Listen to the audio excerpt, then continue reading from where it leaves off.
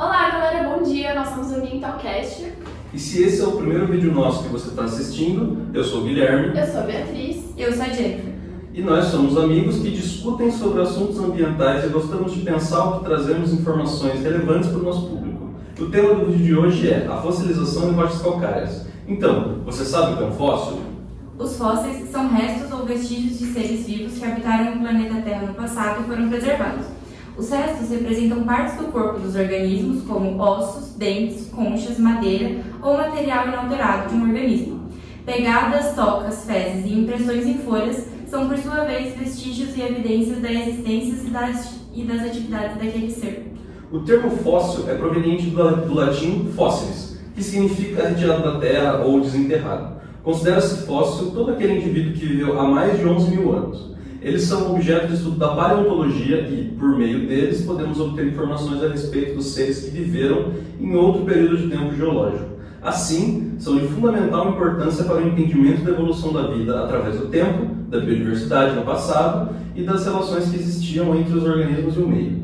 Os fósseis são encontrados principalmente em rochas sedimentares, aquelas formadas a partir de fragmentos de rocha que são transportados através do vento e dos rios e se depositam em um determinado lugar. No entanto, pode-se encontrar fósseis também em gelo, piche, resinas, como o mosquito do Jurassic Park, e cavernas. Apesar do imaginário de que o fóssil se restringe a uma grande ossada de dinossauros, essa é somente uma fração do registro dos seres passados. Há uma variedade de materiais encontrados, desde pólens e esporos que só podemos observar através de microscópios, até troncos, folhas, carapaças, conchas, pegadas, ovos, fezes e esqueletos de peixes. No vídeo de hoje, falaremos exclusivamente dos esqueletos de peixe conservados em rochas calcárias e como isso pode acontecer. As rochas carbonáticas ou calcárias são rochas sedimentares constituídas predominantemente por calcita, dolomita e aragonita. Podem ainda conter impurezas como matéria orgânica, silicatos, fosfatos, sulfetos, sulfatos, óxidos e outros. O calcário deriva do termo latim calcários e significa o que contém cal. Essas rochas são depositadas naturalmente em ambientes marinhos ou continentais de águas rasas. Na superfície terrestre, as rochas carbonáticas ocorrem em afloramentos de formas diversas, podendo ser tanto de origem orgânica quanto de origem plástica e química, sendo também relacionadas aos terrenos kársticos. As regiões com grande quantidade de calcário proporcionam a formação de um relevo típico, que é denominado relevo kárstico ou karst. Agora, como um fóssil se forma e quais os tipos de fossilização possíveis? Pode parecer simples, mas o processo de fossilização é muito complexo e raro. Isso porque a maior parte dos seres vivos acaba sendo decomposta após sua morte, o que impossibilita a preservação de seus restos. Além disso, muitos vestígios deixados por esses organismos são destruídos pelo intemperismo, pela erosão e ação biológica de outros organismos. Ou então, quando é fossilizado, pode acontecer de ser exposto ou erodido antes de ser encontrado e de termos ciência de sua existência. Para que haja a formação de um fóssil, é necessário condições específicas. O organismo deve, primeiramente, ter partes duras e porosas, e como nem todo ser tem partes rígidas fossilizáveis, como quinidários, nematóides, proteomintos, e aqueles que têm nem sempre vivem em locais onde pode ocorrer sua preservação, temos uma certa dificuldade em achar registros fósseis. No caso do esqueleto dos peixes ósseos, os ossos apresentam uma melhor preservação nas camadas rochosas em relação aos tecidos moles devido à sua porosidade e rigidez, que se deve, sobretudo, pela presença de íons como o fosfato e o cálcio, que formam a estrutura da hidroxiapatita, e também, em menor quantidade, magnésio, potássio e sódio.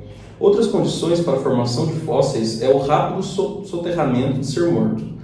Depois que o organismo morre, ele é enterrado rapidamente. Após sua morte, deve formar-se sobre o organismo um depósito que o isole e impeça sua destruição e decomposição.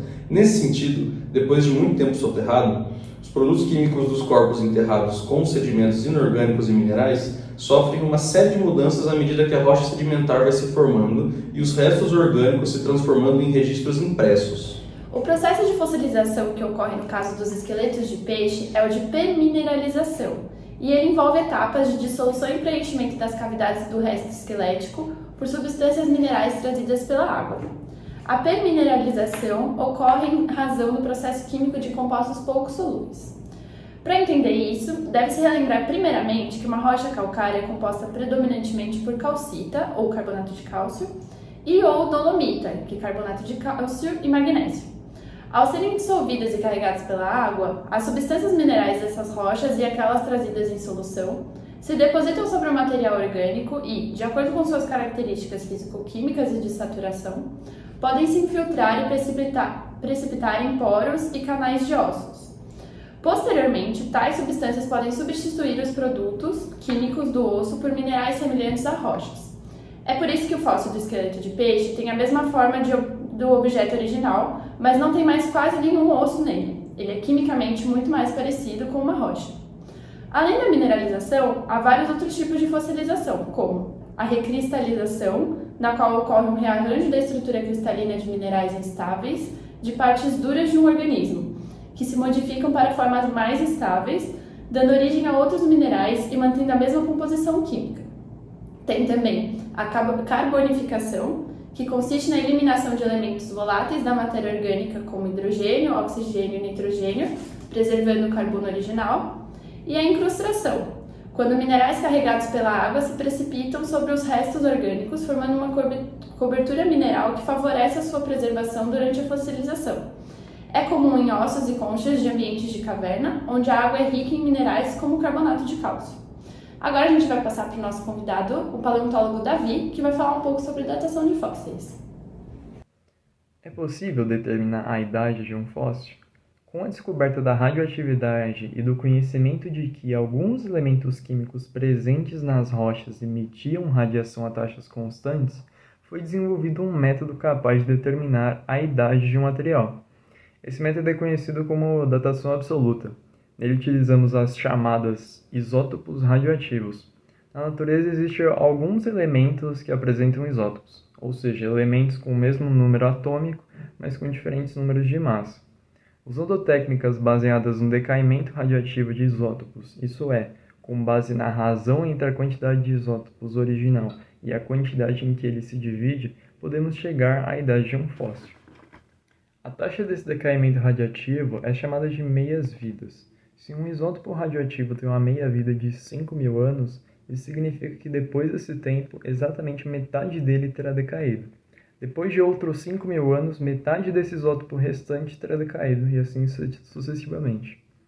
Apesar da datação por carbono ser mais familiar, ela raramente é aplicada aos fósseis. Isso porque isótopo radioativo do carbono usado na datação tem uma meia-vida de 5.730 anos. Logo, a datação por carbono só pode ser usada para datar fósseis com menos de 50.000 anos.